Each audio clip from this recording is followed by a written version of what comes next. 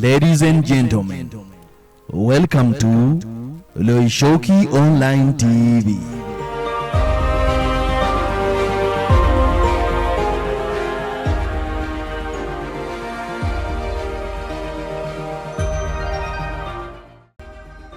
Ladies and gentlemen, welcome to Loishoki Online TV.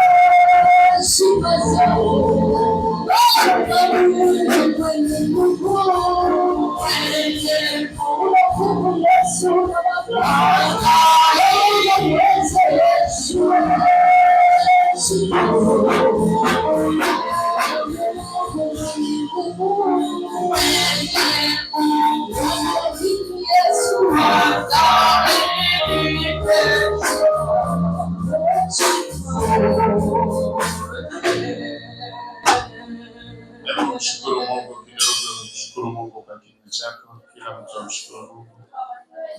Mpe Mungu tukufu kwa kupa siku ya leo, kupenda kukupa nafasi hii. Wako wengi hawako tena, wengine wako umwa, wengine wamelazwa hospitalini, lakini Mungu amepata neema hii. Wacha Mungu akatukume na hakika ulioko hapa na unaotufuatilia kwenye mitandao mbalimbali. Uwepo wako unaotufunika hapa uwafunike na wao, damu ya Yesu ikanena mema juu yao, wape neema na kufahamu yawapasayo kuitenda, ili maisha yao yakabadilishwe kupitia neno lako. Katika jina la Yesu tunatiisha kila mamlaka na kila nguvu za giza, mamlaka ya yule mwovu Shetani, wafalme wakuu wa giza na wenye mamlaka na majeshi ya mapepo wabaya na wafalme, tunawakamata katika ulimwengu wa roho, tunawanyamazisha kimya kwa jina la Yesu. Fahamu zetu zikapate kuokolewa na wewe. Tunateka nyara kila fikra, tunaangusha kila kigeni watu juu ya elimu ya Kristo, tunaangusha ngome kwa jina la Yesu. Tunanyamazisha kimya, tunaondoa usumbufu wowote ndani yetu na ndani ya watoto wako katika jina la Yesu Kristo, na ile utukufu wako uturudie jinsi inavyokupendeza, na watu wote tuseme amen. Asante. Tunakushukuru sana wewe uliyeshiriki, umetoa muda wako.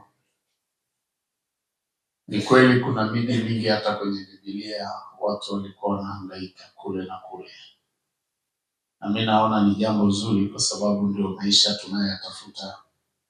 Lakini tunalo leo, tuna somo linalohusiana na masuala ya uchumi, na tuko wengi, sio hawa tu tulioko hapa, kuna wanaotufuatilia, na tamanio letu ni kuona watu wajue nini mpango wa Mungu juu ya maisha yao. Bwana Yesu asifiwe. Bwana Yesu Kristo asifiwe. Tulikuwepo hapa miezi kadhaa iliyopita, na uongozi wa kanisa ukaona kwamba turudi tena. Tunashukuru sana kwa uongozi wa kanisa kiongozwa na mchungaji na mwangalizi pia kutukubali tena tuje tuseme maneno ya Mungu kwenu. Bwana Yesu asifiwe. Amen. Si kitu nyepesi. Nilikuwa namwambia Mungu hata kati kuna watu wanaweza kusema kuliko sisi, lakini kwamba tumepata neema hii sisi si kitu cha bure bure. Kuna sababu kutoka kwa Mungu. Bwana Yesu asifiwe. Kichwa cha somo kichwa kinachosema pokea wazo la Mungu na ulitumie hilo wazo lake ili ufanikiwe kiuchumi hapa duniani sawa sawa na maelekezo yake. Pokea wazo la Mungu na ulitumie hilo wazo lake ili ufanikiwe kiuchumi hapa duniani sawa sawa na maelekezo yake. Pokea wazo la Mungu. Maana yake kufanikiwa kwa mtu kupo kwenye wazo. Usipoweza kujua wazo la Mungu juu ya namna ya kufanikiwa ngumu. Pokea wazo la Mungu na ulitumie hilo wazo lake ili ufanikiwe kiuchumi hapa duniani sawa sawa na maelekezo yake. Kuna mtu bado hajamaliza kuandika. Sijasema sawa sawa na mapenzi yake. Pokea wazo la Mungu na ulitumie hilo wazo lake ili ufanikiwe kiuchumi hapa duniani sawa sawa na maelekezo yake. Kwa hiyo maelekezo ndio yanayoleta kutekelezwa kwa wazo, kwa sababu wazo limebeba hatima ya mtu, na kama wazo limebeba hatima ya mtu inamaanisha litatoa maelekezo. Sio tu wazo, lakini pia lazima upokee maelekezo, kwa sababu kwenye wazo hata wewe una mawazo, lakini ni maelekezo yapi yanayotakiwa kuyatumia juu ya hilo wazo. Kwa hiyo pokea wazo la Mungu na ulitumie hilo wazo lake ili ufanikiwe kiuchumi hapa duniani sawa sawa na maelekezo yake. Bwana Yesu asifiwe. Bwana Yesu Kristo asifiwe. Na tuna neno ambalo tumepewa wakati tukimwomba Mungu. Kile kitabu cha Yeremia sura 29 mstari wa kusimamia, kila unapozunguka utarudi hapo. Yeremia 29 mstari wa 11. Wasomaji wa Biblia wanajua ilikuwa ni wazo. Anasema hivi, Yeremia 29 ndio mstari mkuu tunaosimamia kwenye somo letu kwa siku kadhaa hizi ambazo Mungu atatupatia. Nalo neno la Mungu linasema, maana nayajua mawazo ninayowazia ninyi, asema Bwana, ni mawazo ya amani, wala si ya mabaya, huwapa ninyi tumaini siku zenu za mwisho au siku zenu za baadaye. Kwa hiyo Mungu ana wazo analoniwazia mimi. Kwa hiyo tunaposema pokea wazo la Mungu na ulitumie hilo wazo lake ili ufanikiwe kiuchumi hapa duniani sawa sawa na maelekezo yake. Tuna mambo matatu ambayo tumebebeshwa na neno hili, na mambo menyewe ambayo yamebeba malengo ni haya. Ni muhimu kuandika hivi vitu ninavyosema. Ndio mahali watu tunakwama. Vile vitu tumeandika kulingana na maelekezo yetu tuliyopewa ndio msingi wa kila kitu. Shetani huwa anawahi hapo sana. Na wakati mwingine sio shetani, wakati mwingine ni mwanadamu hajielewi na haelewi kitu kinachotokea kwenye yale maelekezo. Malengo matatu ndani ya somo hili. Lengo la kwanza, kumpa mtu kutafuta kufahamu kuwa ni wazo lipi ni la Mungu ili alitumie hilo. Kumpa mtu kutafuta kufahamu kuwa ni wazo lipi ni la Mungu ili alitumie hilo. Hilo ni lengo la kwanza. Lengo la pili, usiruhusu wazo la kwako kuwa juu ya wazo la Mungu, kwani wazo lako halina mpango wa wewe kufanikiwa kiuchumi. Hii ni muhimu sana. Kuna mtu hajaandika hata ile ya kwanza. Ni kweli hata shuleni tulikuwa hivyo. Lengo la kwanza, takwenda usiogope. Ndio maana nimekuja. Lengo la kwanza, kumpa mtu kufahamu, kutafuta kufahamu kuwa ni wazo lipi ni la Mungu ili alitumie hilo wazo. Kumpa mtu kutafuta kufahamu kuwa ni wazo lipi ni la Mungu ili alitumie hilo wazo. Lengo la pili, usiruhusu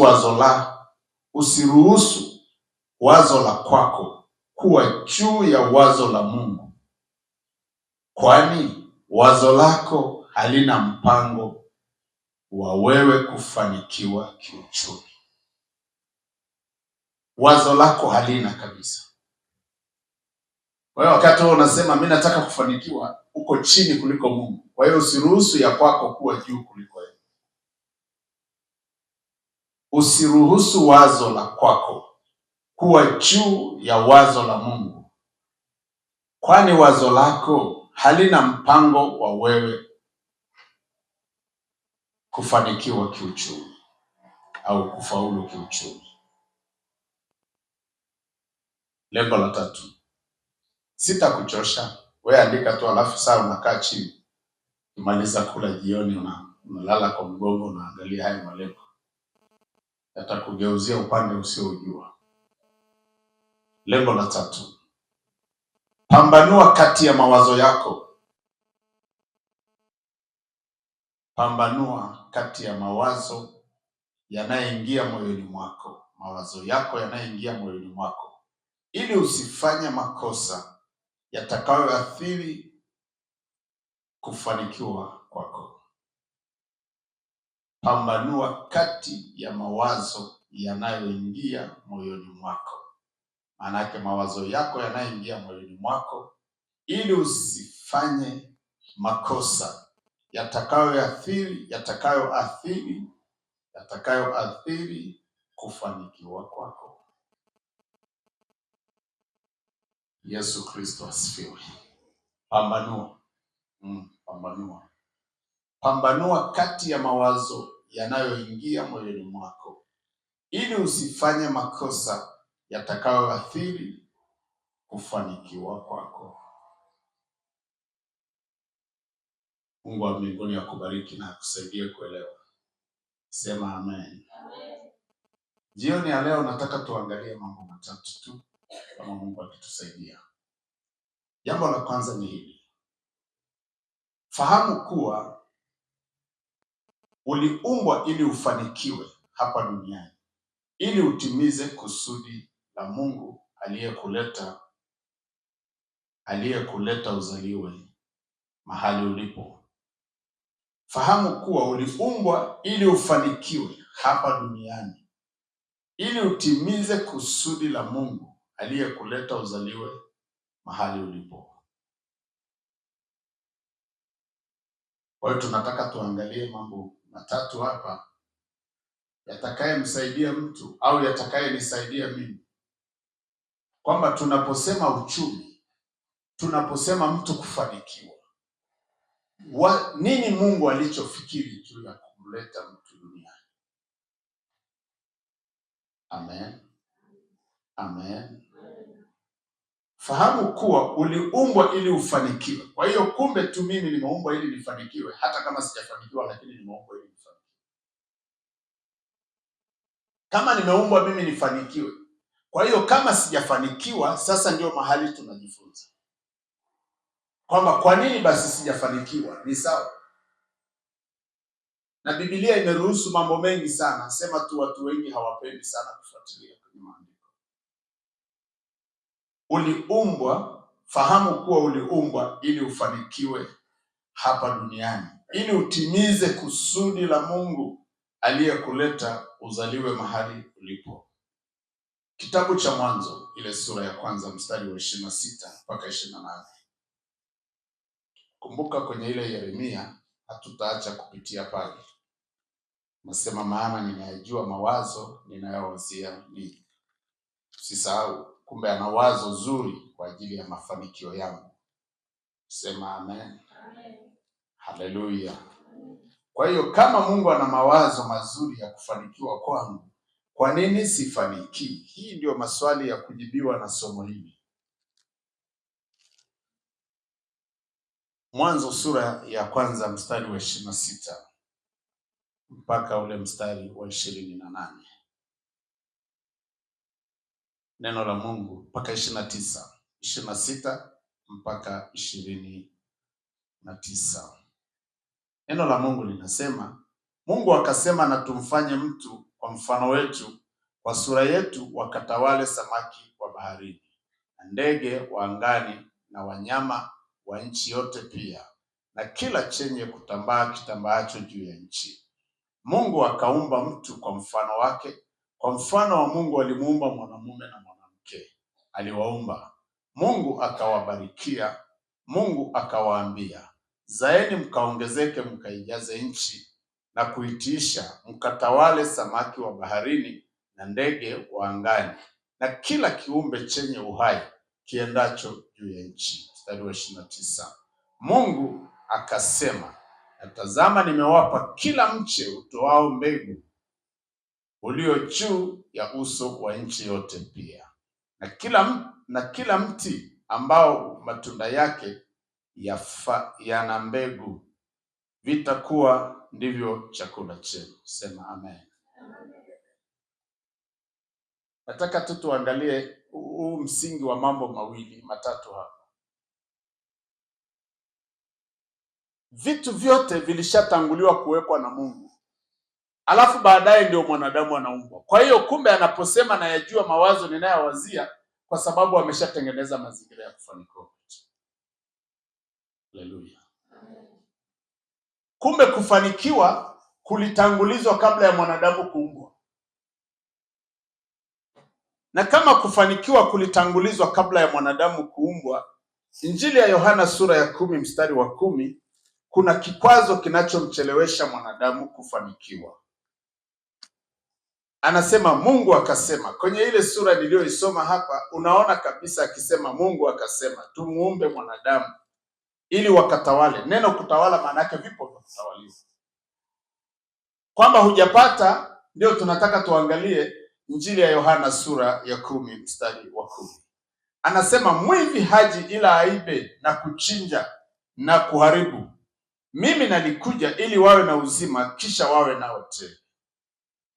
Amen. Haleluya. Kwa hiyo neno mwivi maana yake mwizi. Shetani yeye ndo anayetuibia kufanikiwa kwetu kiuchumi. Sio tu ufanikiwi kiuchumi, kuna mwizi anayekuibia kutokufanikiwa kwako kiuchumi. Haleluya. Amen. Yesu asifiwe. Amen. Kwa kuwa anajua kabisa kwamba wewe ukiacha kushusha neti, umbu ni fursa yake kukutafuna. Shetani ni umbu, anatuibia tusifanikiwe. Kwa nini atuibie tusifanikiwe? Kwa sababu tukifanikiwa kulingana na neno la Mungu, kulingana na mpango wa Mungu halisi, maana yake kazi yake itakuwa imekufa. Kwa hiyo anachofanya yeye kama mwivi, anakuja kuiba. Kuiba nini? Kuiba kufanikiwa kwako. Haleluya. Kuiba kufanikiwa kwangu. Kwa hiyo sio tu sifanikiwi, kumbe Mungu kule ameshaweka utaratibu, kila kitu kiko sawa. Lakini inapofika mahali unataka kufanikiwa, mwivi anakuja mbele yako. Na tutaangalia kwa siku hizi mbili huyu mwivi anafanyaje. Ndiyo maana kwenye malengo yetu tunasema usiruhusu wazo la kwako kuwa juu ya wazo la Mungu. Hivi litakuwaje juu ya wazo la Mungu? Nitasema kwanza sio mapenzi ya Mungu nifanikiwe. Nitasema kwanza mali na vitu vyote vitatoweshwa, mbinguni ndio makao yetu. Hii sio Kiswahili kizuri sana. Nitasema sihitaji kufanikiwa maana mimi sio wa milele duniani. Hujapata ufahamu, umeshaibiwa. Haleluya. Na hasa kanisa la sasa, sio kwamba hawatafuti, lakini kuna mahali wakifika wanasema hatutaki mbivu hizi, hatuna haja nazo, hatuhitaji kwa sasa. Na nikawaambia mahali pengine, iwe unaenda mbinguni au utaenda jehanamu, utahitaji hela. Arudia point. Huendi mbinguni, hela unahitaji. Unakwenda kwa shetani, hela unahitaji. Kwa nini unahitaji hela? Kwa sababu hela ni kila kitu. Ili mtu awe salama na ili mtu aishi kwenye maisha ambayo hayatakuwa ya kikwazo, anahitaji hela. Sasa mwizi anachofanya, anakuzuilia mpango wa Mungu juu ya maisha yako usifanikiwe. Na kila siku shetani shabaha yake ni kucheza na akili zetu na kuingiza mawazo mengine kwamba kwanza wewe huwezi kufanikiwa. Kwanza wewe sio mtu wa kufanikiwa. Kwanza ukoo wa kwenu hakuna mtu aliyefanikiwa. Kwanza familia ya kwenu ni maskini wote. Ndio kilichomkuta Gideon. Gideon malaika anamwambia wewe ni shujaa. Gideon anasema mimi shujaa kwa namna gani? Bwana, hadithi tuliopewa na wazee wetu kwamba Mungu wewe ni mkuu. Bwana, haya sasa yametupata. Ni mwizi kaingilia kazi. Haleluya. Bwana Yesu asifiwe. Na kwa sababu hiyo sasa shetani anachofanya ni kukukwamisha. Hivi nitajuaje kwamba ananikwamisha? Ukikwama kifedha, watoto hawasomi, nenda kaombe shuleni. Omba kuanzia asubuhi mpaka jioni, karo ilipiki. Kwa sababu ni vitu vya kufanya, sio vitu vya kimaombi, ni vitu vya kutenda.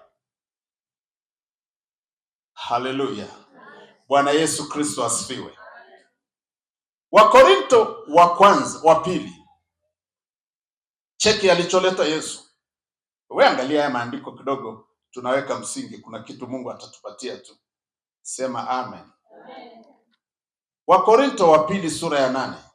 Yesu alipokuja sasa, alikuja kushughulika na huyu mwizi. Ndio kazi mojawapo ya msalaba, ili kuturudishia nafasi. Wakorinto wa pili ile sura ya 8 mstari wa 9. Angalia anachosema. Haleluya. Saidia kumshika jirani yako, mwambie wewe ni mtu sahihi. Mshike na wa pili tena, mwambie wewe ni mtu sahihi. Sema amen. Kwa sababu najua mtu fulani amekwama alafu anafikiri kwamba yeye sio sahihi. Mimi sio wa kufanikiwa. Biblia inasema pumbavu akitembea usema mimi ni mpumbavu. Ni maamuzi ya wewe sasa kwamba mimi sio mpumbavu. Angalia anachosema Yesu. Mstari wa 9 wa Korinto wa pili sura ya 8 mstari wa 9, kuna maandiko yamejificha hapa. Ngoja tusome alafu tutaelewa kuna nini hapa. Anasema maana mmejua neema ya Bwana wetu Yesu Kristo, jinsi alivyokuwa maskini kwa ajili yenu, kwa ajili yetu, ingawa alikuwa tajiri, ili kwamba ninyi mpate kuwa matajiri kwa umaskini wake. Sema amen. Yesu akashuka mpaka chini kabisa. Nia yake ni ili sisi tulivyovipoteza kupitia mwizi turudishiwe. Amen. Amen. Turudishiwe. Anasema mwivi haji. Kwa hiyo mwivi kule alipokuja akaharibu ni sawa, hatukatai uliharibu, lakini amekuja Yesu. Kazi mojawapo aliyokuja kuifanya Yesu, akaja na utajiri wake, akakubali kuwa maskini ili mimi na wewe tusiwe tena maskini bali tumiliki katika Kristo Yesu. Haleluya. Haleluya. Maana mmejua neema ya Bwana wetu Yesu Kristo, jinsi alivyokuwa maskini kwa ajili yenu, ingawa alikuwa tajiri, ili kwamba ninyi mpate kuwa matajiri. Kwa hiyo alikuja kutubadilishia ofisi.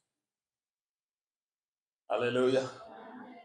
Akaja akasema, jamani, nyesi mmenyang'anywa na mwizi, kwamba mmechukuliwa utajiri wenu ambao mimi Mungu nimeshaufanya tayari. Sasa jamani, mimi nimekuja, lengo langu mimi, wacha nichukue ofisi ya umaskini, ninyi chukueni ofisi ya utajiri. Si kuna hela hapo? Jamani, haleluya. Bwana Yesu asifiwe. Sio umaskini wa kumjua, no.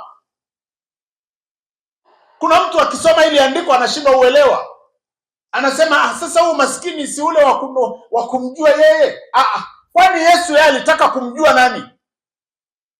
Anasema pamoja na kwamba mimi nilikuwa tajiri, nikaacha utajiri wangu, nikawa maskini, ili ninyi muwe matajiri.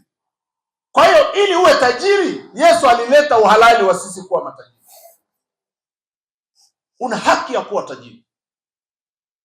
Sema amen. Amen. Na hili neno kuna mtu anatoka nalo. Una haki ya kuwa tajiri. Hata kama hujajipanga, una haki ya kuwa tajiri. Hivi nina hakije? Kwa sababu nina Yesu. Hivi nina hakije? Yesu amenibadilishia ofisi. Hivi nina hakije? Kwa sababu ndani ya msalaba umaskini wote ule wa kwangu umechukuliwa pale. Kwa hiyo nikimwomba Yesu nipe hela, anakupa hela. Si wengi wanaombaga hela. Wengi hawaombagi hela. Na ndio maana wanapewa hela ya matumizi ya saa ya mahitaji. Akusikia? Unapewa hela ya matumizi ya saa mahitaji. Siku mtoto anahitaji kwenda shule, Mungu analeta kamuujiza fulani, karo kanalipika chap. Unabaki unasema, Yesu, kama sio wewe, wacha kate na waseme. Utatembea kila kanisa, yani amenitokea wewe. Nikashangaa tu, Bwana amenitokea. Hela nikakutana naye, mtoto akaenda shule. Bwana nikaushuhuda kadogo tu hako. Bwana kuna kitu kikubwa unahitaji kushuhudia. Amani asifiwe Yesu. Bwana Yesu asifiwe. Kama unaye Yesu, una haki ya kufanikiwa kimafanikio, kiuchumi, na haki ya kufanikiwa. Kume pale msalabani umaskini umechukuliwa, alafu nikapewa utajiri. Kume pale msalabani tumebadilishana ofisi. Maana Yesu, shetani alinyang'anya haki yangu kwa sababu ni mwizi. Kwani pale kwenye bustani ya Eden alifanyaje? Shetani alichofanya, alimwambia Hawa, ati mmeambiwa nini? Kwa hiyo alienda kama mshtaki. Ndio maana ya mshtaki. Ati mmeambiwa nini? Mbinguni wanasema Yesu sasa tumemtuma kwa sababu mwivi amekuja. Yesu amekuja sasa ili apambane na mwivi, akaenda msalabani ili mimi na wewe tusiwe maskini tena, ili tuwe matajiri katika Kristo Yesu. Haleluya. Haleluya. Kitabu cha Marko unayo, kitabu cha Marko sura ya 10. Bado tunaangalia kipengele cha kwanza. Bado hatujaenda kipengele cha pili. Tunaangalia tu. Fahamu kuwa uliumbwa ili ufanikiwe. Hivi kama nimeumbwa ili nifanikiwe, kwa hiyo kutokufanikiwa sio Mungu. Sio Mungu. Marko sura ya 10. Mstari wa 28. Kila mtu hapa amepewa kitu cha kwake cha kufanikiwa. Hata hii mji ungekuwa kila mahali ni watu wajasiriamali, hata wewe unaye kwako. Marko sura ya 10 mstari wa 28 mpaka 30. Mstari mitatu. Marko. Tunatembea na injili hapa. Maana mtu mwingine ukimsomea habari ya Agano la Kale anasema huko sasa mtumishi ni Agano la Kale. Je, sasa kwenye Agano Jipya tuna kitu cha kutupatia kweli fedha? Ndio. Unayo? Amen. Amen. Amen. Amen. Na huyo una uhakika utatoka tu. Alafu nitakupa vitu ambavyo vimekuchelewesha. Hii somo itakufungua akili yako. Kwanza kuna mtu amekwambia wewe ufanikiwe. Kwanza huyo mtu umemjua, ni shangazi yako. Wewe ufanikiwe. Mwambie hivi, wewe hujajua msalaba. Ni wewe umesema, lakini msalaba ulishalipa hiyo gharama. Wewe umetumwa kutoka upande wa pili, mimi nayo upande wa kwanza. Wewe upande wa pili ni bure, mimi na upande wa kwanza unaoangalia kwamba mimi lazima nifanikiwe. Alafu kufanikiwa ni ujasiri. Usilegelegee tu. Kwanza ukilegelegea ukifanikiwa tunaona uchukue hiyo hela. Hujasikia? Hujawahi kusikia Wamasai akikuta watu wanafuga mifugo hawa ambao sio Wamasai, wanasema hao ng'ombe wamepotea, wamekuja mahali ambayo sio sahihi. Hujawahi kukuta? Alipita huko duniani huko, wanachukua mifugo. Wakifika wanamwambia mtoto, nenda waambie baba yako wenye ng'ombe wamechukua ng'ombe zao. Sasa walokole, zile hela zetu zimechukuliwa, tukazirudishe. Haleluya. Marko sura ya 10 mstari wa 28. Biblia ninayosoma inasema hivi. 28. Marko sura ni ya 10 mstari wa 28. Yesu akawaambia, hamjui mnaloliomba. Mwaweza kunywa kikombe kimoja? Marko. Umepata Marko sura ya 10? Bado kuna mtu hajapata?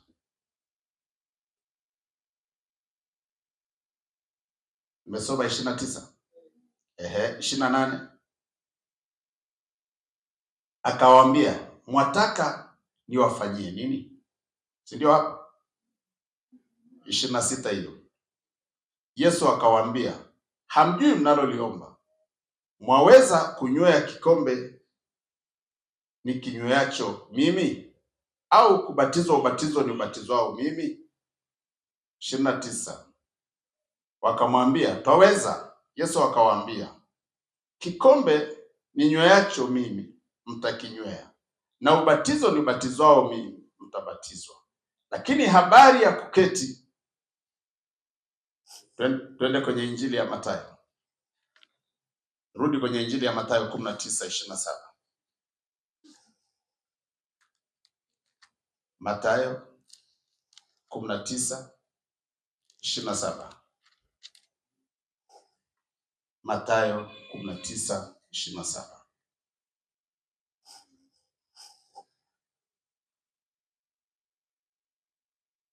mpaka 29. Ndipo Petro akajibu akamwambia, tazama, sisi tumeacha vyote tukakufuata. Tutapata nini basi?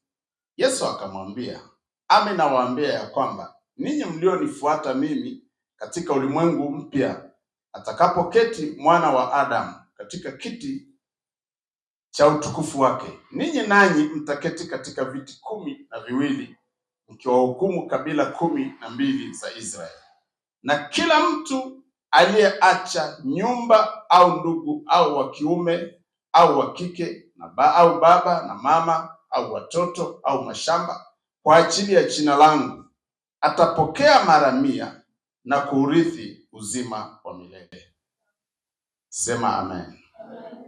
Ni 19:27. Tumepata? Kule kwenye Marko alikuwa anazungumza kitu kingine. Ni Marko 28. Marko 10:28 hadi 30. Sawa. Iko hivyo. Twende na hii Mathayo. Bwana Yesu Kristo asifiwe.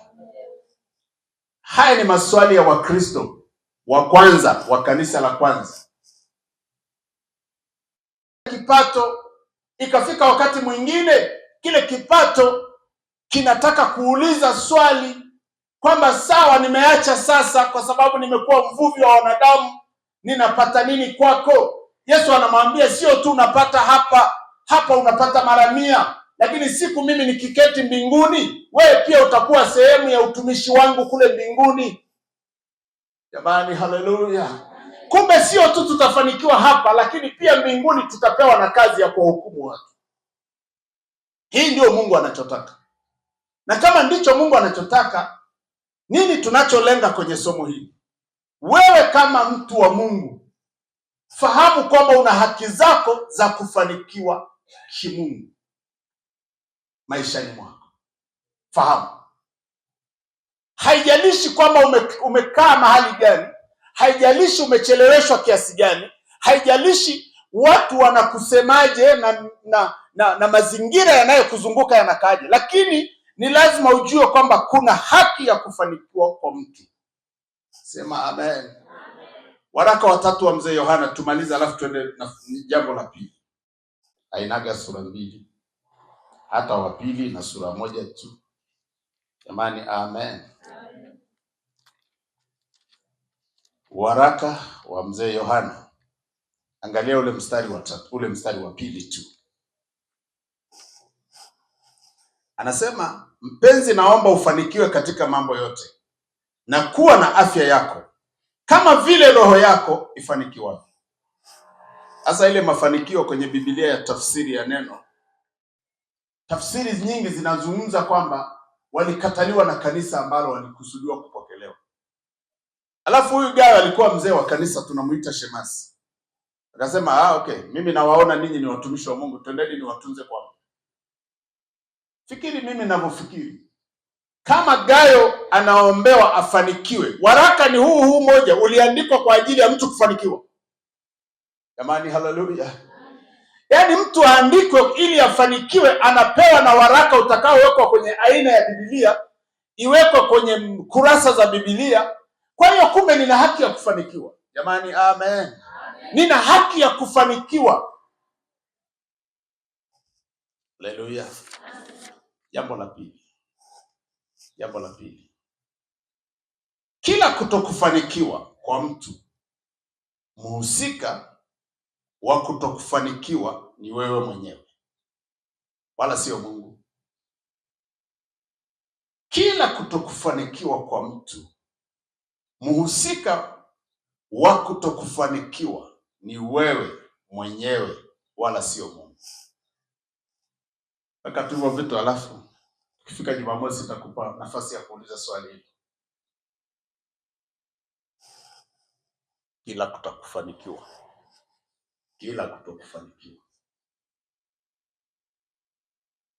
kutokufanikiwa kwa mtu, mhusika wa kutokufanikiwa ni wewe mwenyewe, wala sio Mungu. Kila kutokufanikiwa kwa mtu. Nilikuwa namuuliza Roho Mtakatifu, sasa ukiniambia hivi, si unajua kuna maswali mengine nitashindwa kuyajibu. Akaniambia, andika, alafu mimi nitakuelekeza. Kila kutokufanikiwa kwa mtu, kila kutokufanikiwa kwako, mhusika mkuu ni wewe mwenyewe, wala sio Mungu.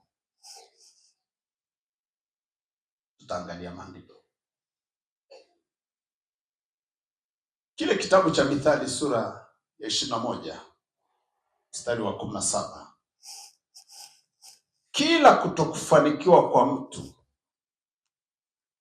Hii sasa ni kama Biblia inataka kutuuliza kwamba kuna maeneo hatujajipambanua, alafu tunasema hatujafanikiwa. Sura ya 21 Mithali. Kila kutokufanikiwa kwa mtu, mhusika wa kutokufanikiwa kwako au kwake ni yeye mwenyewe. Mithali sura ya 21 mstari mdogo wa 17.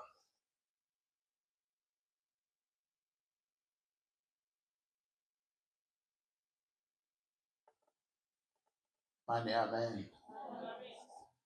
Mwambie jirani yako, sikasirike, ni majira tu.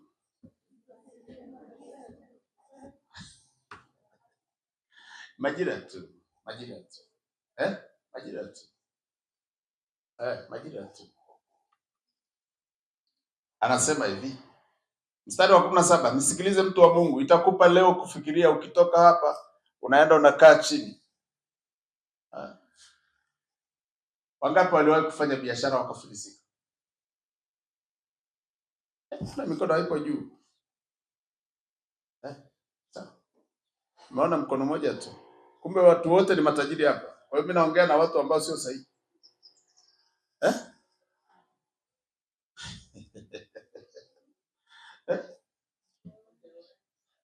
Hamjawahi kabisa kuwa na utajiri.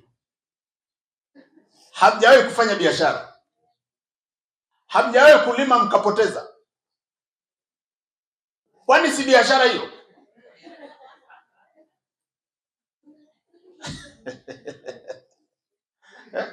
Kwani kilimo si biashara? Wewe unajua kilimo ni kujaza tumbo? Hapana, sio kweli. Badilika saa hii. Ndio maana kuna mbegu za zinazouzwa aina tofauti tofauti kule madukani. Sasa hivi mkulima anayechota mahindi kwenye gunia alafu anapeleka shambani au kwenye kilindio anapeleka shambani. Kwani sasa hivi si karibu ameisha? Kwa hiyo inamaanisha tuko kilimo biashara. Si ni sawa jamani?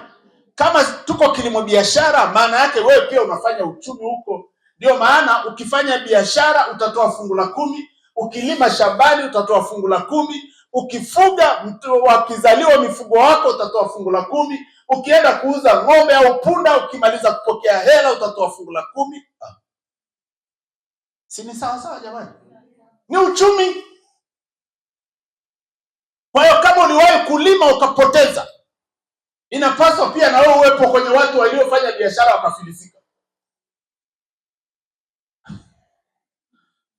Kwa sababu kwa mfano, tuchukue tu mfano.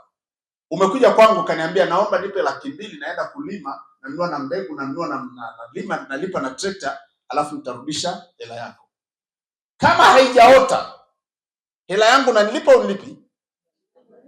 Sasa si biashara hiyo? Si tayari ni biashara?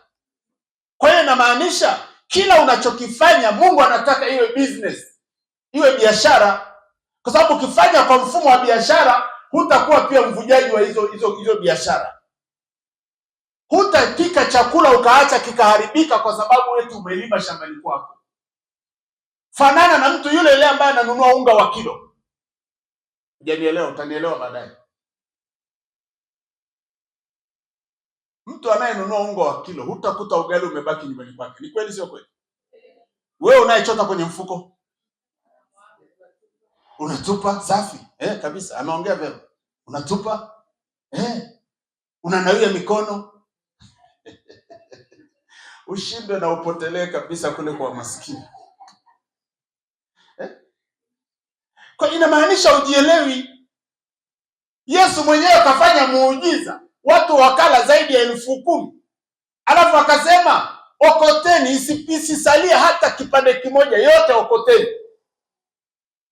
Unafikiri kwa nini wameokota? Ni uchumi. Wewe nyumbani kwako ikibaki, isiendelee basi.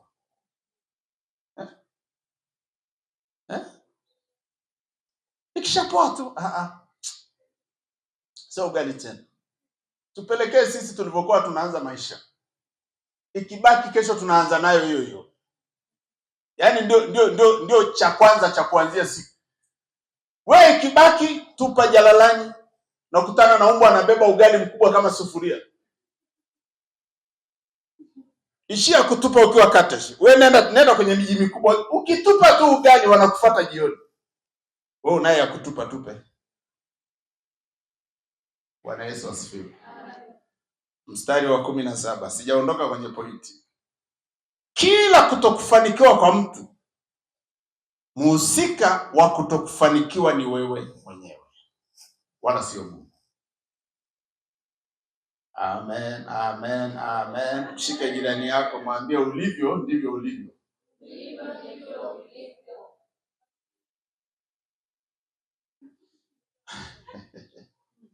Ndio maana kuna marafiki wakija nyumbani kwako wanaondoka haraka.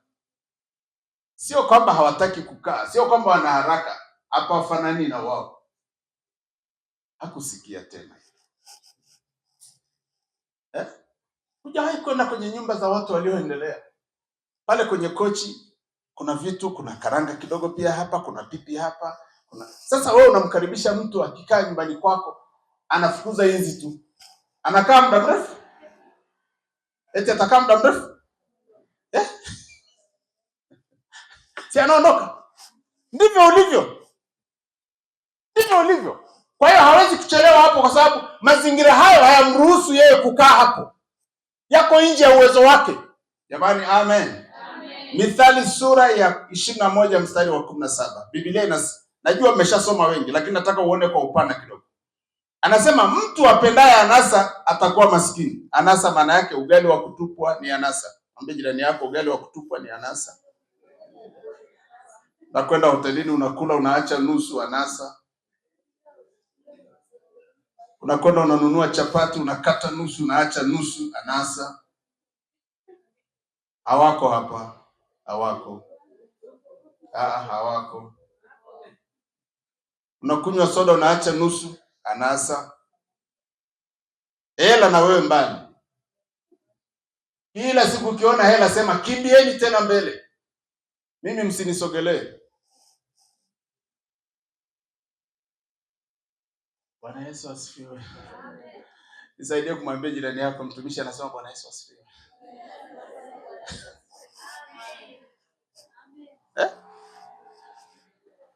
Angalia anachosema. Anasema mtu apendaye anasa atakuwa maskini. Apendaye mvinyo na mafuta hatakuwa tajiri. Hatakuwa tajiri. Unakwenda unakaa kwenye kiti kirefu, wewe utajiri na wewe ndio unazidi kusukumia, unakaa mbali. Jamani, asifiwe Yesu aliye hai. Bwana Yesu Kristo asifiwe. Hii pointi ya kwanza, apendaye anasa hatakuwa tajiri. Kwa hiyo huyu mtu akitaka kufanikiwa akifanya biashara, kama anafanya biashara, kama pato lake ni shilingi 10,000, anafanya matumizi shilingi 20,000, huyu mtu ni maskini tu. Kwa sababu huna unachofanyia matumizi 20,000 wakati wewe kipato chako ni shilingi 10,000. Unapata kipato shilingi 100,000, unataka ufanye matumizi ya kufanana na mtu anayeingiza 1,000,000. Wewe ni maskini tu. Baadaye. Imani, amen. 10,000 yenyewe ulipata kwa wiki 2. Siku ukipata unaenda kuchoma nyama. Siku nyingi usile nyama. Una standard ya nyama? Halo. Bwana Yesu asifiwe. Wewe hujapata 10,000 mpaka umefunga na kuomba, siku imetokea, matumizi uliyafanyaje? Na kati ya vitu ambavyo biashara haitaki ni matumizi yasiyo ya lazima. Halo. Jamani, Bwana Yesu asifiwe. Unatoka nyumbani kwako, andika vitu, usiwe mtu wa rejareja. Andika vitu, naenda sokoni, nanunua dagaa, nanunua mafuta kijiko kimoja, nanunua kitunguu 2, nanunua nyanya 2, sio unatoka ukikutana na samaki unasema hawa. Wewe mvujaji wewe. Mvujaji wewe. Anasa tu. Unapita madukani unaona kitambaa kizuri kimening'inia, unasema yaani hii itachukuliwa.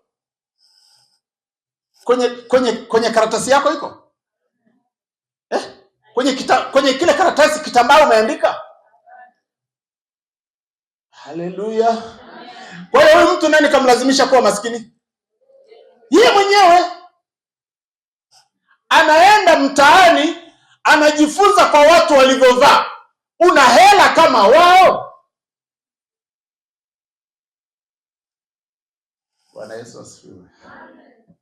Hivyo mtu kuwa maskini si haki yake?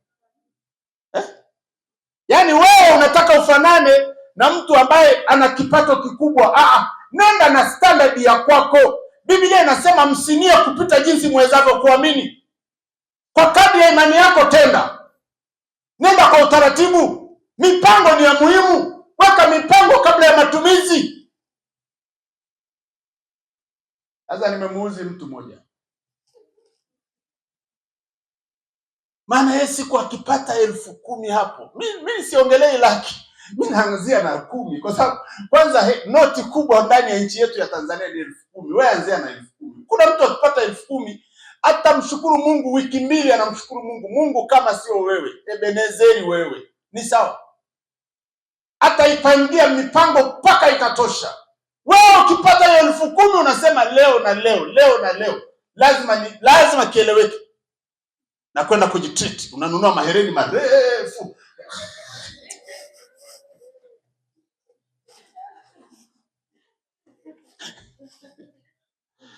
Jamani, amen. Bwana Yesu asifiwe.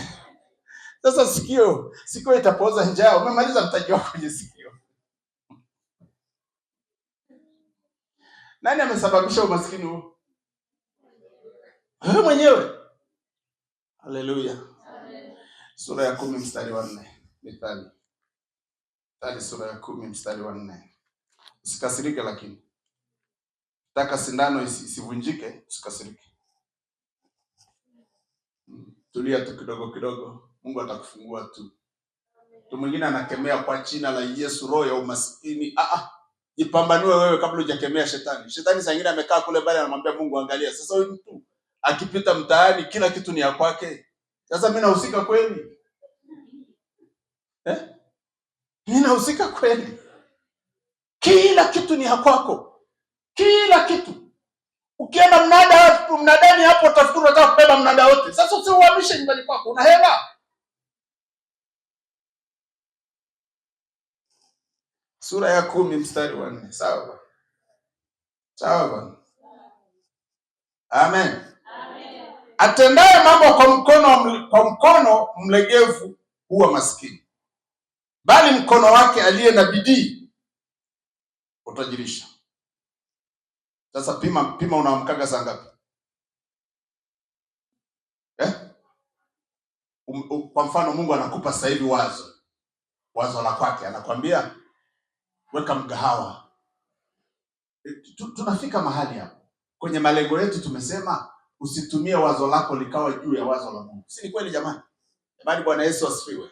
Mungu anakupa wazo, anakwambia weka mgahawa mahali fulani. Ni wazo kweli toka kwake na umeliombea kila siku, amani yako inakwambia weka mgahawa. Okay. Ukiweka mgahawa unapaswa kuamka saa ngapi? Saa ngapi? Saa 9, saa 10. Wewe mtoto wa kike wa kwetu unaamka saa 3. Hao ndege sio wa kwako. Hela hiyo upati. Ni wazo ni la Mungu.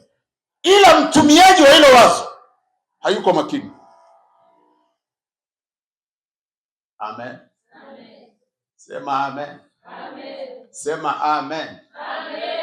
Kwa hiyo huyu mtu kapewa wazo la kutokea. Na kwenye somo hili tulilonalo, usipime namna ya wazo la Mungu na mazingira ulio nayo. Kuna watu wengine waliwekaga migahawa ili wewe uandaliwe uje.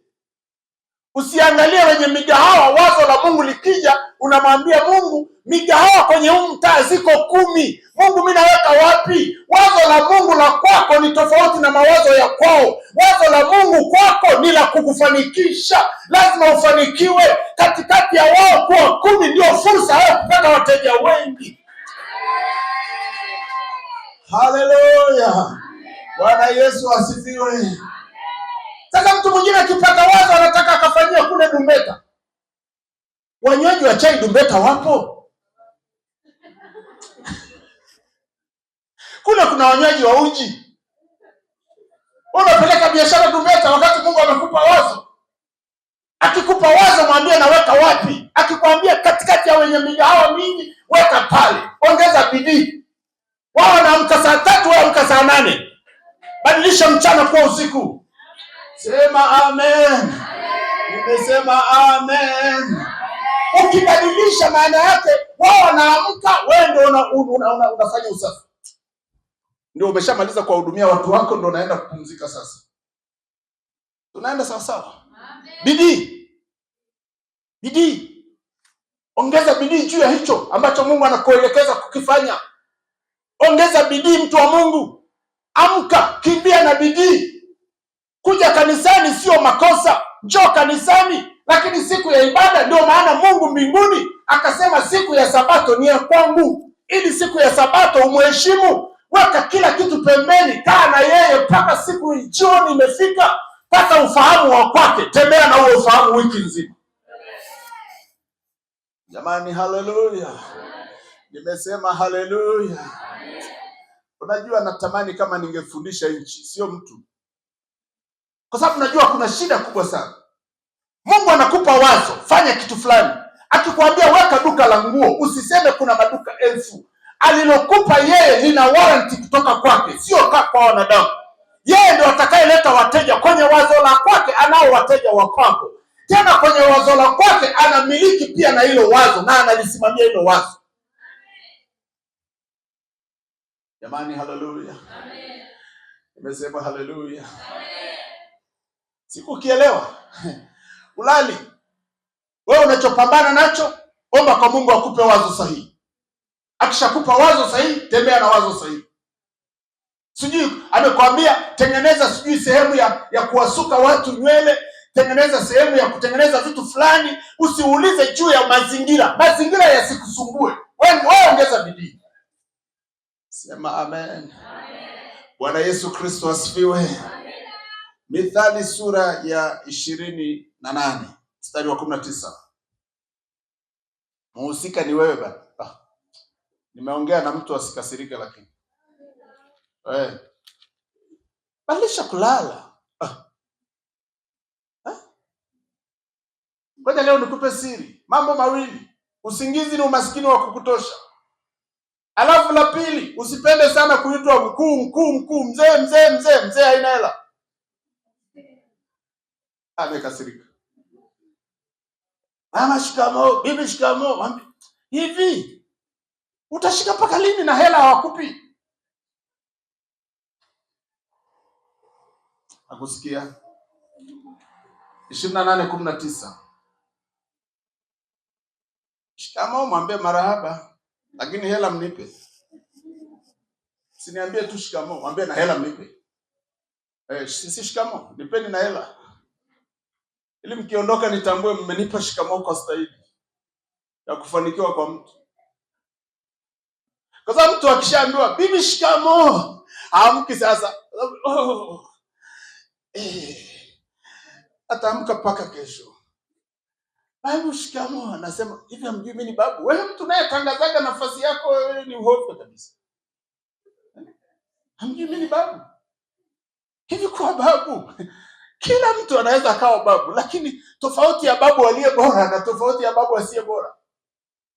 Haja nielewe. Kwanza mimi nakuhurumia kwa sababu watoto wako watakutukana sana baadaye uzeeni kwako. Sababu atakwambia wewe ulifanya nini? Si ulikuwa rafiki na wakina fulani? Ndio. Alafu wewe ulifanya nini? Mbona wao na magorofa? Tambia yani wewe acha. Yani wale ni vijana tu bana. Kwanza mimi nilikuwa na akili kuliko Usiwaambie watoto wako namna hiyo sababu wana akili nyingi sana. Kizazi cha Gen Z. Tafakari kabla hujawaambia neno. Bwana Yesu Kristo asifiwe. 28 mstari wa 19. Amani, tusome tu neno. Neno si litakuwa safi.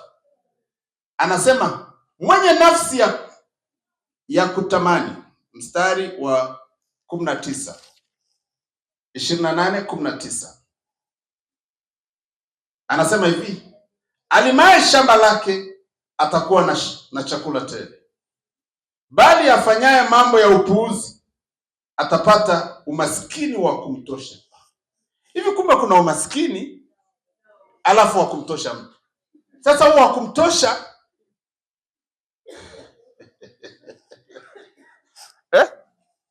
unakuwa na umaskini. Najua maana umaskini wa kutosha. Hata Jumapili sadaka. Niazimeni sadaka basi. Huwa hatukuazimi ila tunakupa utupelekee. Hajasikia? Wewe mama unayenisikiliza, kama kila siku unamwambia mzee wako sadaka, huwa unampelekea yeye, sio ya kwako. Aelewe hiyo lugha, utaelewa kesho. Mchungaji akiombea sadaka hizo hapa anasema bariki kazi ya mikono yao. Kwani wewe umefanya kazi? Kwani wewe umefanya kazi?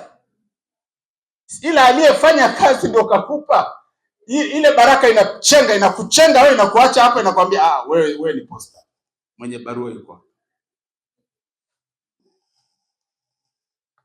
Haleluya. Bwana Yesu asifiwe. Alimaye shamba lake atakuwa na chakula tele. Huyu mtu nimempenda. Bali afanyaye mambo ya upuuzi atapata umaskini. Ningefikiri angeachia tu hapo, alafu hakumtosha.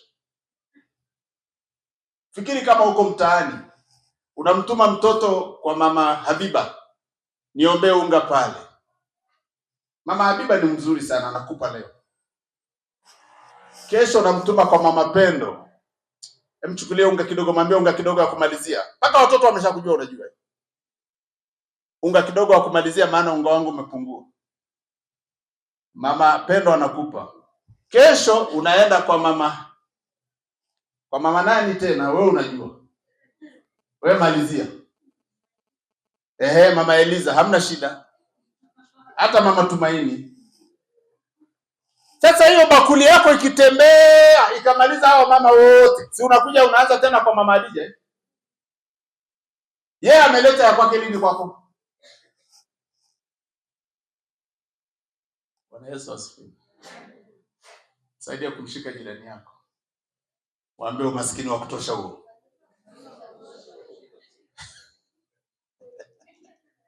Maskini wa kutosha huo.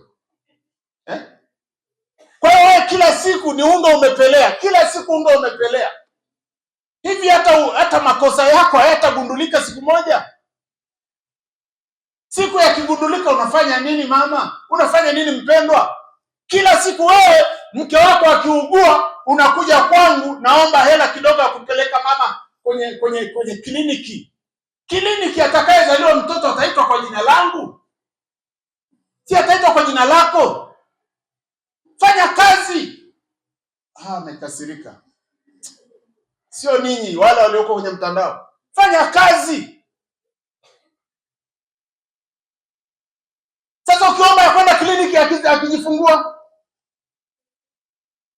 naomba ya Pampers.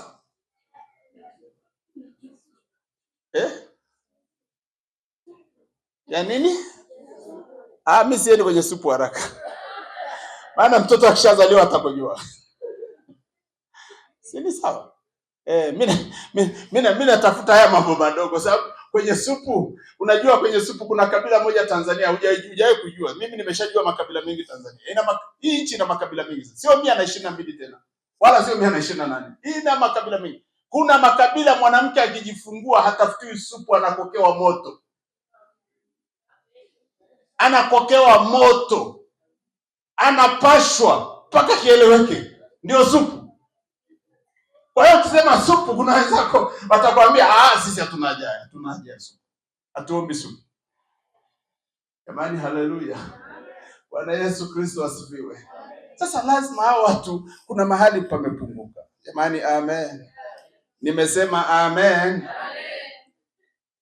Kwenye mfumo wa Mungu kila mtu huwa anapewa talanta.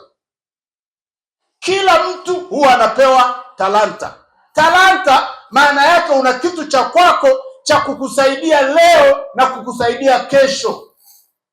Unapoacha kutumia ile talanta yako, mimi sijui naongea na mtu, lakini una talanta yako wewe hapo ulipo. Ndio maana Biblia ituruhusu kuiga kila kitu. Biblia imetukatalia kuiga. Usiige biashara ya mtu hata kama anauza paka jasho, paka unataka kumsaidia. Ni ya kwake. Wahenga wakasema cha mtu mavi.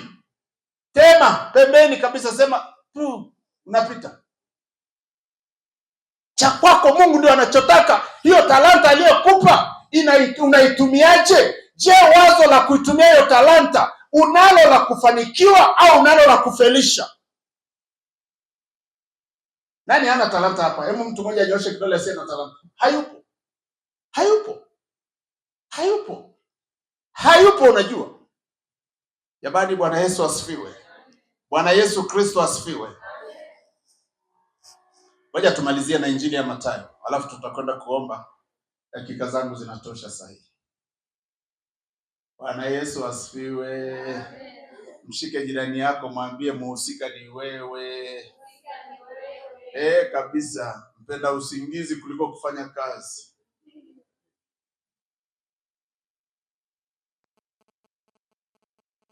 Najua kuajiriwa serikalini ni kuzuri sana, kwa sababu kuna wafanya watu wanakuwa na nidhamu.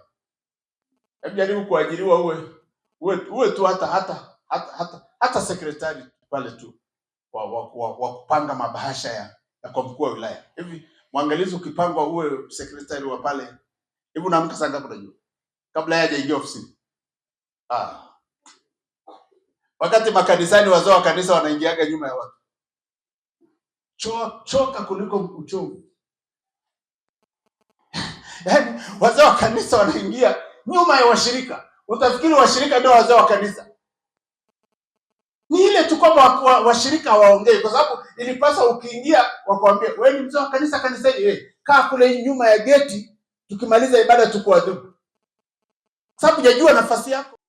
Mungu alitaka kila mtu awe na talanta yake kwa kadri ya uwezo wako, ili kile unachokifanya, kama ni mama mchoma mahindi, wale wateja wanaouza nguo waje wanunue mahindi kwako.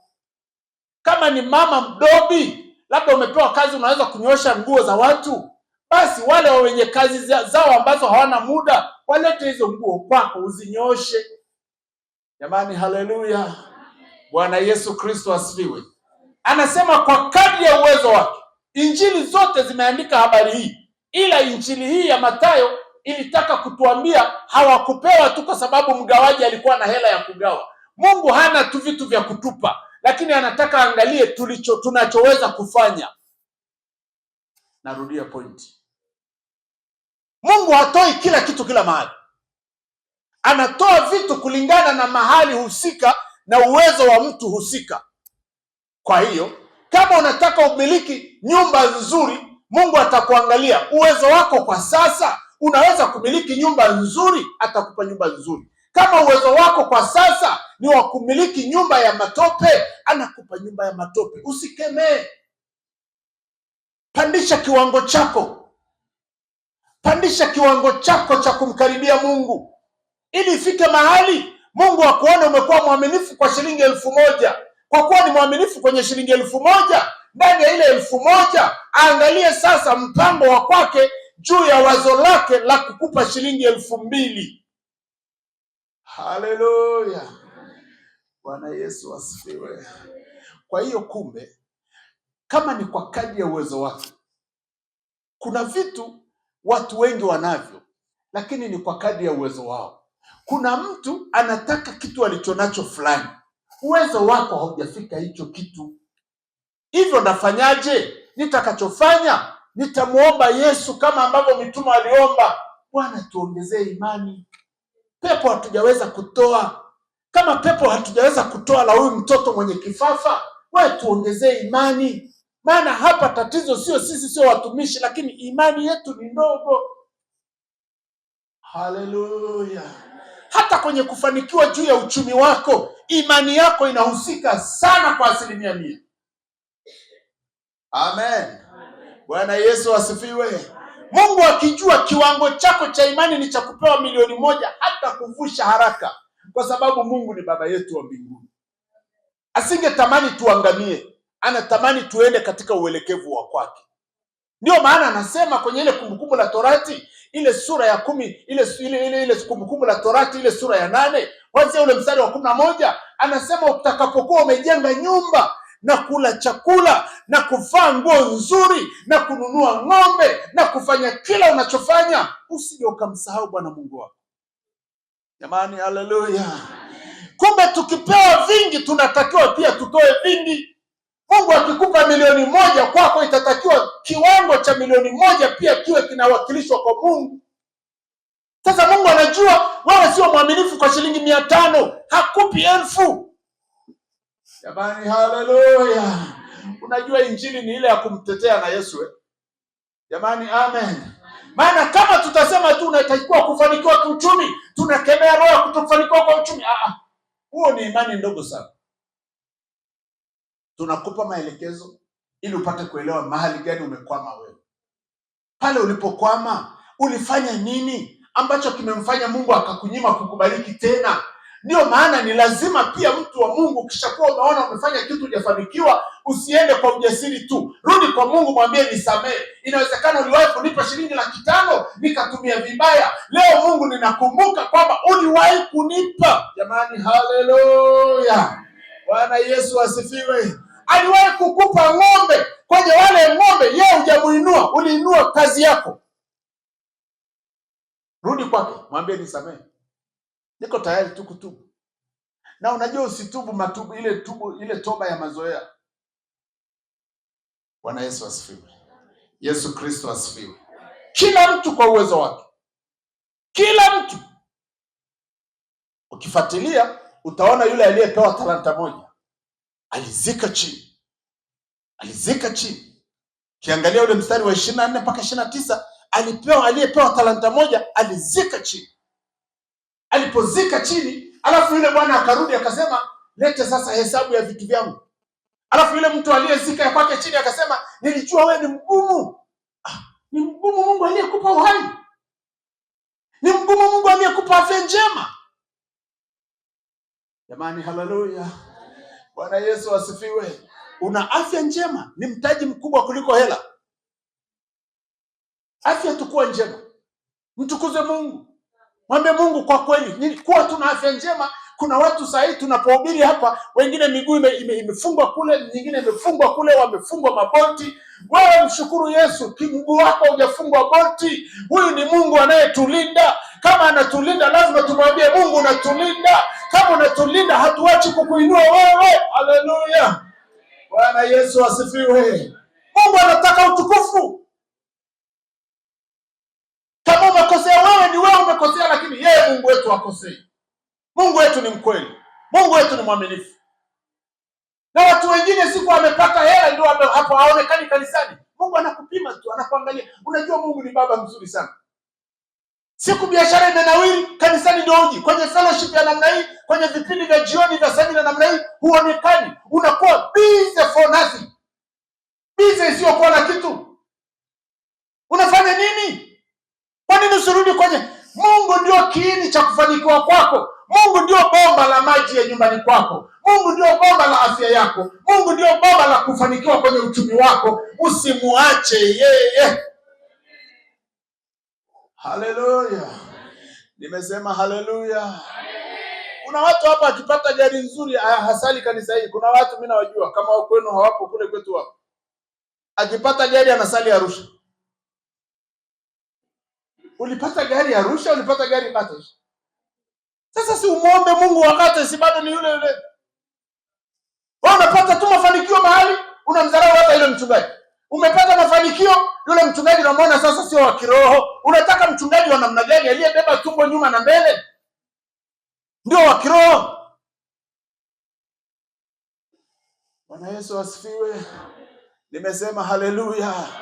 Hii ni utofu wa nidhamu. Kwa hiyo ndio maana mwenye muhusika mkuu wa kutokufanikiwa ni mtu mwenyewe. Sio Mungu. Sio Mungu. Nimesema sio Mungu. Jamani, haleluya. Mama moja tukamwombea huko mahali, pata mtoto. Alikuwa amechelewa, hajapata mtoto muda mrefu. Unajua tangu amepata mtoto hata kanisani haendi tena. Ukimuuliza kwa nini wewe kanisani? Sasa mtumishi wao acha tu, yani kuna kazi. Kuna vile. Siku ulikuwa hujapata, ulikuwa wapi? Akasema waacha tu, Mungu anisameheje tu. Tena anasema tu kienyeji. Ujielewi? Kuna mtu ana hela. Yuko hapa kanisani masaa yote. Hapa yupo. Tukimtafuta asubuhi yupo, jioni yupo, mchana yupo. Ngoja apate hela, hatumuoni. Tunamwambia Mungu, toa upepo huko. Arudi kanisani. Toa upepo. Sababu kama tukipata hela unatusumbua, Mungu atoe upepo, upoteze hiyo hela, utarudi kanisani tukuoneone, maana vitu visikae tupu. Wewe hela inakunyima usimjue Mungu. Haleluya. Bwana Yesu Kristo asifiwe. Mithali sura ya 23 mstari wa 7. Alafu tutamshukuru Mungu. Tunamaliza. Sema amen. Sema amen. Mwambie jirani yako, unaona nini ndani yako? Mwambie unaona nini ndani yako? Mwambie unaona nini ndani yako?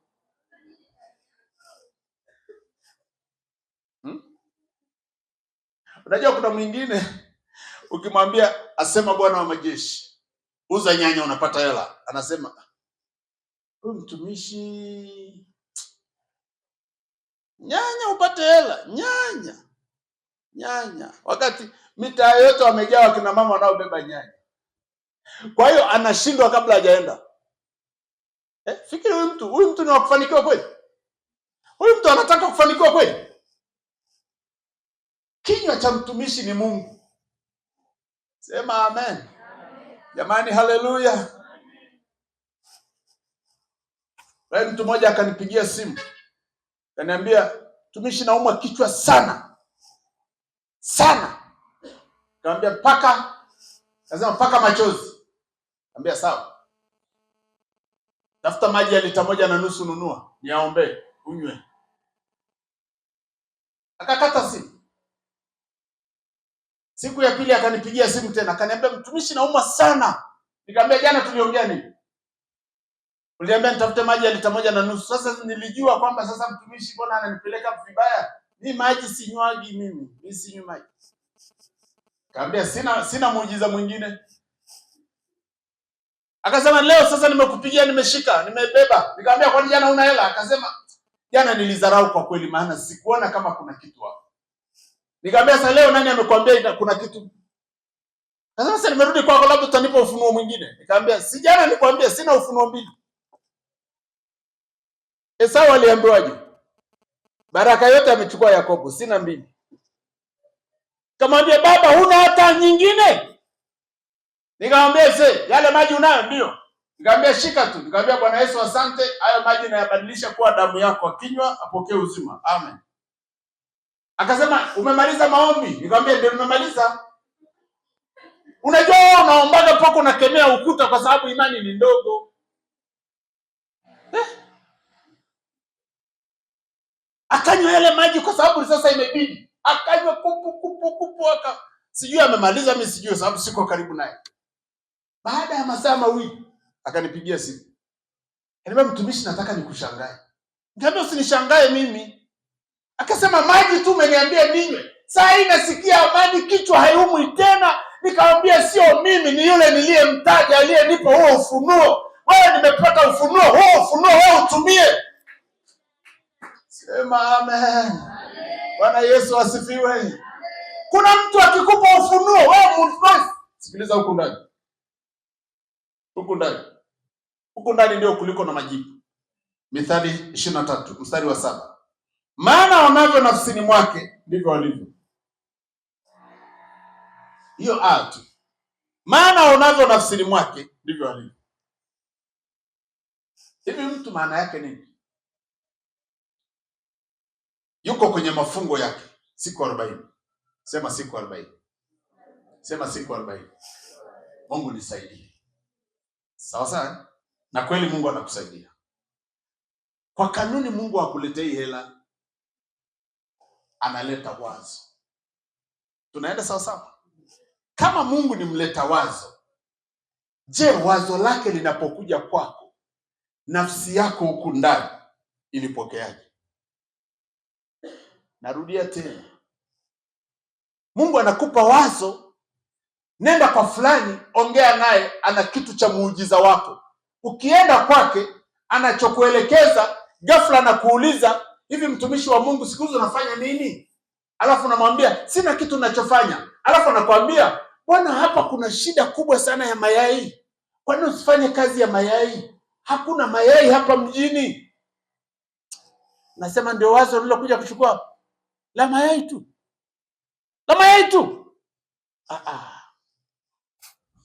Anza na hilo wazo ambalo liko ndani yako, limekuja kutoka kwenye kinywa ya madhabahu. Kupitia lile wazo, Mungu ataona uaminifu wako kwenye lile wazo, alafu ndani ya lile wazo ulikubali kutenda, Mungu atafanya mambo makubwa kwenye maisha yako. Sema amen.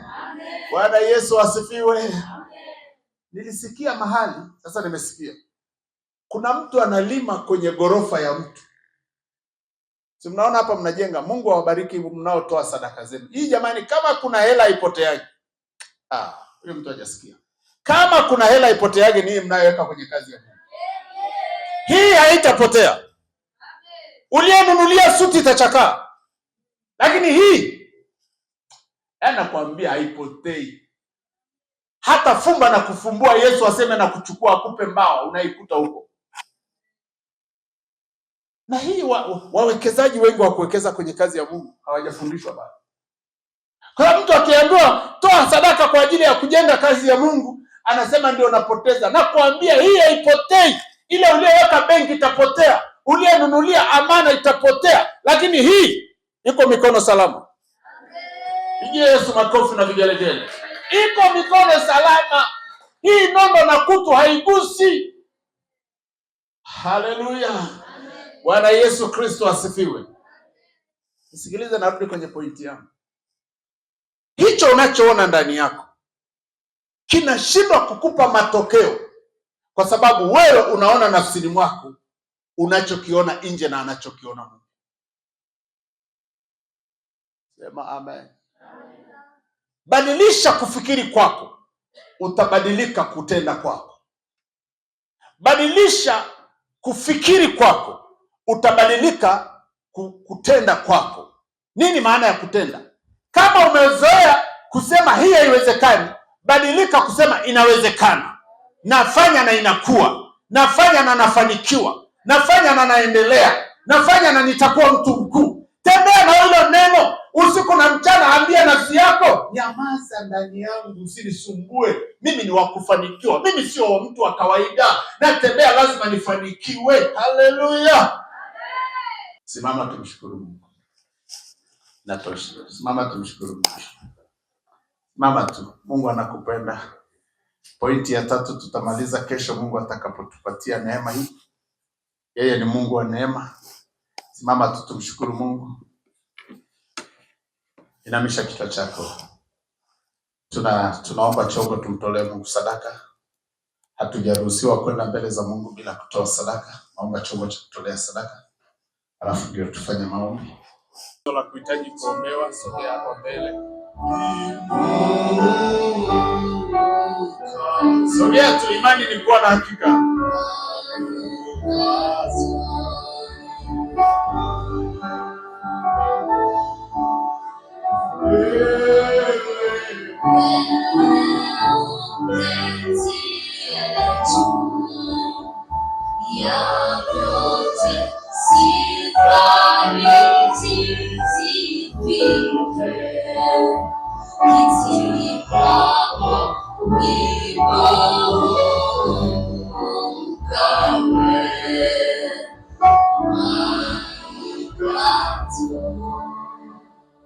Kama mtu fulani unamjua ni mgonjwa na ndani yako unasikia kwamba ukisimama kwa niaba yake Mungu atamsaidia, sogea hapo mbele.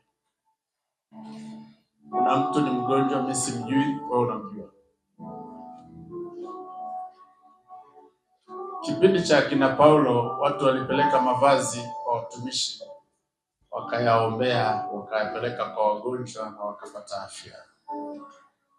Vazi lako ulilojifunika nalo, tukikuombea hilo vazi pia limepokea uponyaji. Kirudi nyumbani, kafunike na hilo vazi na utukufu wa Mungu utakwenda pamoja nawe. Akatu mkono mahali penye shida, nguvu za Mungu ziko juu yako. Kama wewe uliyesimama kwa niaba yake unajua mahali penye shida, kama ni mwili mzima weka mkono kichwani. Ni tatizo kwako, kwa Mungu ni sehemu ya ufalme wake kudhihirika. Yes. Kama ni mwili mzima weka mkono kichwani, nguvu za Mungu zitamjia mahali alipo na hapa kwako pia zitakufikia. Usimpime Mungu kwa kiwango cha imani yako. Mungu ni Mungu wakati una imani, Mungu ni Mungu wakati hauna imani. Mungu ni Mungu Umezaliwa, Mungu ni Mungu, hujazaliwa. Nifuatishe kwa maneno haya. Fanya matengenezo na Bwana. Sema, Bwana Yesu, niko mbele zako jioni ya leo. Mimi ni mtoto wako. Naomba unisamehe kama mtumishi wako. Mahali nilipokukosea kwa kujua ama kwa kutokujua, naomba unirehemu. Naomba unisamehe. Nisamehe Yesu. Haki yangu hainisimamishi mbele zako. Neema yako Yesu ifunuliwe juu yangu.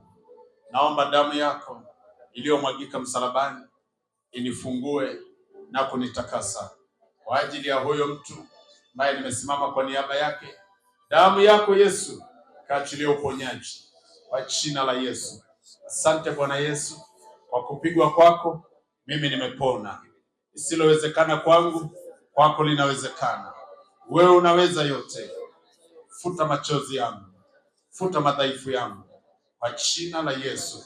Kuanzia leo sitaki magonjwa, sitaki udhaifu, nataka uponyaji toka kwako Yesu, katika jina la Yesu, katika jina la Yesu, katika jina la Yesu. Nyamaza kimya. Roho Mtakatifu, rafiki wa kweli. Roho Mtakatifu, rafiki wa kweli. Mwanadamu ni mtu dhaifu tu.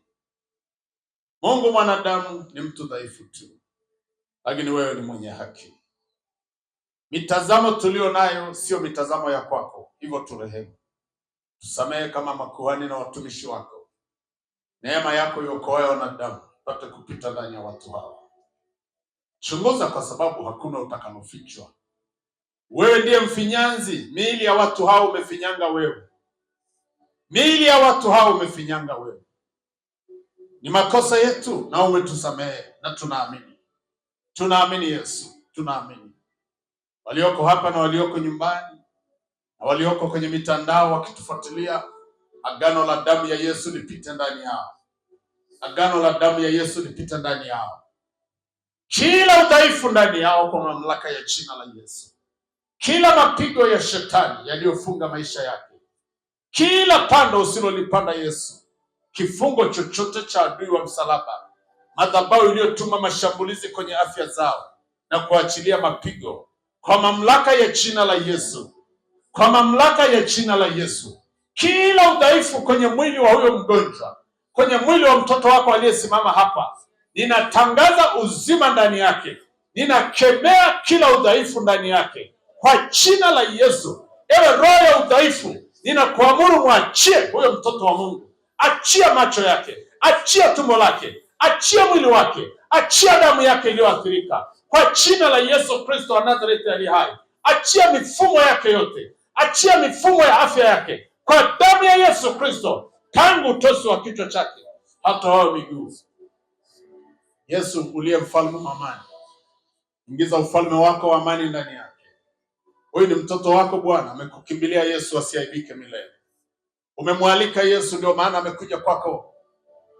Roho yoyote ya kuvisha kila alicholishwa ambacho ni cha ushirikina na uchawi, neno lako linaishi. Ulisema hata mkila cha kuwavisha hakitawadhuru.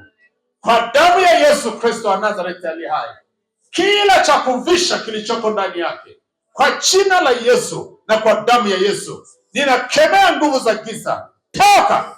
Chia mwili wake, chia mwili wake, chia nafsi yake, chia afya yake. Mauti ninakuamuru, toka kwa jina la Yesu. Achia mwili wa huyo mtoto wa Mungu, achia kifua chake, achia tumbo lake, achia chembe ya moyo, achia uti wake wa mgongo, achia sehemu zake za siri, achia tumbo lake la chakula, achia tumbo lake la uzazi kwa jina la Yesu Kristo. Mifumo yake yote ipokee uzima katika jina la Yesu Kristo wa Nazareti aliye hai. Baba, pokea sifa na heshima, pokea utukufu na adhama, maana ndiwe peke yako unayestahili, katika jina la Yesu Kristo. Na kila mwenye pumzi aseme amen. Pigia Yesu makofi. Imekuwa. Ladies and gentlemen, welcome to Loishoki Online TV.